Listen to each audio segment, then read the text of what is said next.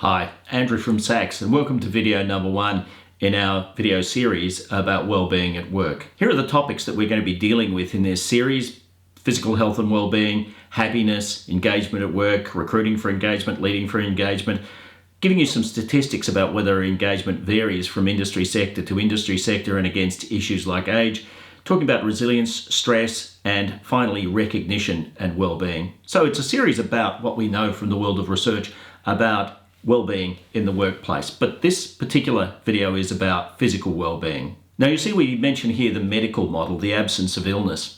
For many years the definition of wellbeing has been the absence of a problem.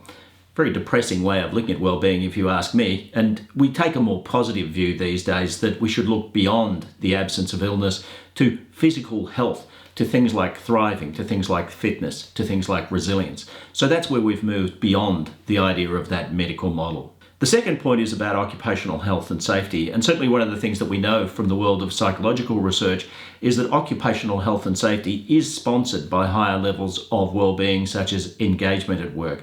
A happier workplace tends to be a safer workplace. Then we turn our attention to healthy lifestyles, and it's interesting to see that organisations often find the need to sponsor things like healthy lifestyles, such as healthy eating.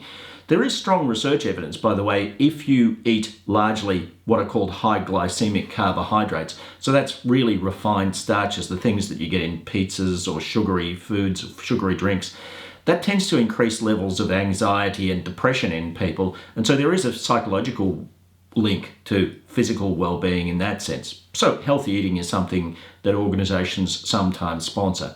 In addition to that, they often have exercise programs, and organisations will sponsor exercise clubs where people will go for a walk at lunchtime, or maybe they'll be involved in some sort of a team sport which the company supports. That kind of thing can be helpful as well.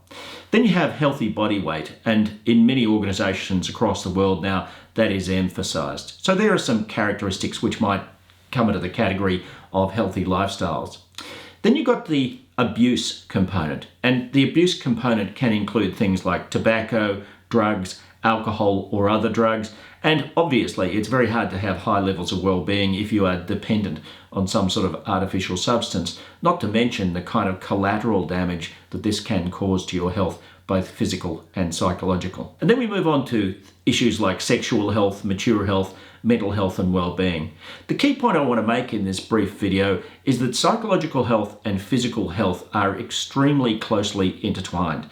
And so to think of the human being where you're looking at physical health separately from psychological health, no, the two are extremely closely intertwined. In the next video, we'll be talking specifically about what we know about happiness at work and in general life. What is it that causes people to be happy? What does it mean? And what's its effect? Please join us.